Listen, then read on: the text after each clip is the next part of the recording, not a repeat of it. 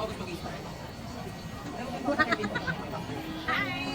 Mag-update ako ulit na ating price. Update is stock price ko ha, mga guys. Ito. Pero bukas, yung na mo, mga balis na 13.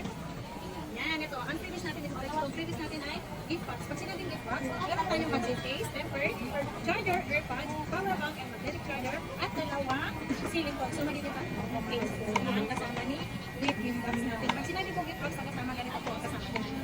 Pag si basic naman po, is dalawang case, charger and temper po, kasama ni basic. Hindi pa rin po nawawala ang previous na pag-basic. Kung ayaw nyo nito, less 500 tayo. Okay? Mag-start tayo na price ng iPhone 11 Pro Max. 11 Pro Max, 5.1. Ito 5.1 to 20,500. 11 Pro Max, 5.1 to 20,500 plus cashback, so magiging 20,000 lang. Ayaw nyo ng gift box, basic plan is 19,500 lang. Si 5.1 na yan, mga guys, ito na yung sa DMV, ang pinakamababang price ng mga iPhones, diba?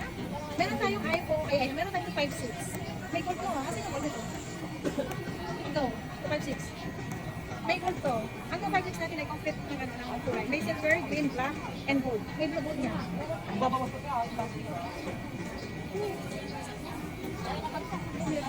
May gold to. Ito, ang 256 natin is 19,500. Less cashback, so magiging 19,000 to. Kung ayaw nyo ng gift box, magiging 18,500 na lang po ang 11 Pro Max natin na 256, 18,500 po basic package po. Yan, mga guys.